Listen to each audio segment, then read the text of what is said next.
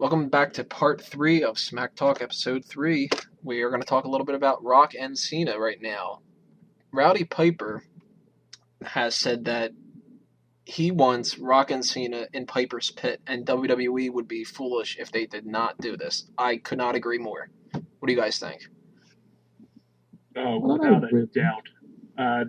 My favorite Piper's Pit was when Austin and Piper went toe to toe in WrestleMania 21, and then Carlito came out, and it was just great because just anytime you get charisma or mouths like that in the ring, it's going to be entertaining.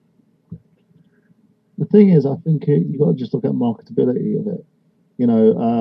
Piper's Pit would probably do well as a show for The Rock and Cena to actually, view their grievances and whatnot. And Piper's always gold on the mic, but in the same sense, it's not really needed to sort of progress the feud any further. Unless they do something drastic like turn one of the guys heel. But it's just not needed. Well, the way that I'm thinking they'll probably end up, if they do it, which I really hope that they do, the way that I think they're going to go about things is maybe 1 or 2 weeks. Probably better to have it 2 weeks instead of the week right before WrestleMania. You could have that kind of, because they always do this bullshit with the contract signings, and let's just have them, they're going to do their confrontation tonight, and it's just them cutting promos. Like that, whatever way that they can word it, they can get rid of one of those segments and have Piper be the one to kind of mediate the two, and they could make it sort of like the animosity between the two of them is so much that we needed a big personality to split these two guys up. So we got Rowdy Piper. Or we could even have Piper referee the match, just going out there. Because it gives me goosebumps just thinking of having 3 generations in the ring, and 2 of those guys were the guys that went head to head with the quote unquote icons of the era. I mean, Roddy Piper to Hogan, Rock to Austin. It's just gives me goosebumps just thinking about those guys all being in the ring at the same time. Cena to Primo. Optimus Primo. And he did wonders when Cena was part of the Nexus, and you had Piper come out and cut that huge promo about how the WWE title mattered. He really did well to sort of progress that feud along nicely between Cena and Barrett, and we didn't know what he was going to do, and having Piper as the voice of reason. With this situation with The Rock, he has to have an investment in that feud in order to actually have these guys and him work that kind of a storyline together.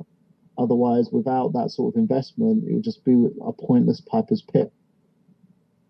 Well, he's got some, at least notes he can relate on, because there's animosity between Cena and Rock is more of the, Rock really being an outsider in this scenario because he's Hollywood. And Piper is all about Hollywood since dealing with Mr. T. So he has a lot of insight when it comes to rivalries. And I think he's also someone who likes to stir the pot.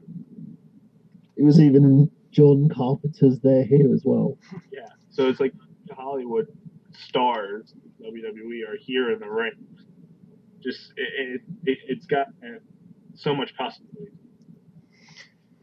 I think that it's one of those things that they kind of can't ignore. They might not necessarily need it. And, I mean, there's rumors that Foley is going to show up next week, so I'm sure that they're going to do something between Foley and The Rock, and probably throw in John Cena there, especially since it's in Massachusetts, I think. So they'll have that, but it'll be months ahead of time. So Piper could put that... he could put that spark right back into it, because everybody's going to get tired of just seeing Cena come out, bitch about The Rock, and then The Rock shows up next week via satellite and bitches about Cena, and back and forth when nobody else is doing anything. They can't obviously have any matches in between, so you have to have something to break that monotony up, and Piper could be that type of guy. And I would love to see someone back in the Attitude type era days, Cena show up on one of The Rock's sets and just start fighting him if he turns the heel. Right, if they have them do the typical setup for Jay Leno or Jimmy Fallon or anything like that, they could easily set something up like that. because this is probably their highest mainstream main event in years, and they have the ability to play off of the fact that Rock is still doing Hollywood stuff and just send John there to be the dick who just ruined it. And John likes like backing just by doing stuff like that. Well, with the whole concept, what they need to do is just get a bit more promotion on The Rock and Cena at this point in time. It's like with the Survivor Series build, they haven't done anything to show that Cena and The Rock, can they coexist? What are they going to do now or anything like that? They've just literally put it down to one Titantron appearance and then one appearance before the pay per view. Now, if they don't build this WrestleMania right, purpose built or not, there's going to be nothing that's going to save this, especially with the chance that they were going to promote this as the first time these two guys have wrestled each other. But now they're going to have Survivor Series where they're teaming up with each other as well, which kind of throws a wrench in the current storyline. You never know.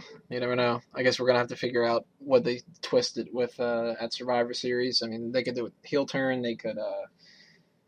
Well, I'm assuming that they'll probably just stay with the same old crap and hope that everybody sticks with it for the next 6 months. But Well, it would work better if they did do a heel turn because at least Piper would have something to feed his, this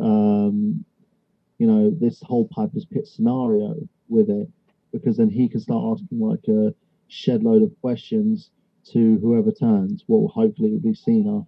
Yeah, I mean, John has enough like backing to turn heel with the frustrations, and he's shown it a couple times since The Rock has returned. I'm here every day. I shoot films, and yet you guys still love The Rock. Bad films. Yeah, well. well, look at The Rock. I mean, come on. Exactly, and you go nuts for The Rock regardless, even if he is on just the TV screen, and you're in the middle of the arena expecting him to come out. But he has a legitimate gripe that people would tend to boo because, well, A, it's Cena, and B, it's like, stop whining, you little bitch. Well, everybody always talks about the Cena heel turn, and I am not going to believe it until I see it. But I'm completely in for it when it comes to now, as opposed to what some other people wanted in the past. Because not only do I think it would be better to sell the WrestleMania main event, but I also think that that would set up the perfect 21-0 or 20-1 of the next WrestleMania with The Undertaker. I think if you have babyface Undertaker in his last match against somewhat freshly heel John Cena, you kind of can't do anything better than that as your follow-up to Rock and Cena. Yeah, Yeah, most definitely. he needs the heel turn because, I mean, the thing that rejuvenated Hogan's career was a heel turn. They tried to do it with Austin, but just Austin, he was a heel to begin with that just people got behind.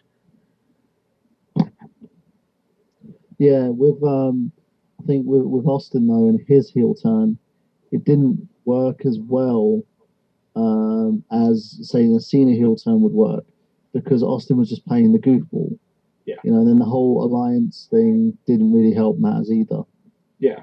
I really think this is something that could rejuvenate Cena's career and bring a lot of the Cena suck chants, a lot of those guys kind of to Cena's side. They start saying, well, you know what? He's got a point. He's here all the time. And The Rock just shows up at the 4 major shows and sometimes on TV. Well, we're going to go from one rock bottom to another as we talk a little bit about TNA in part 4. Check that out.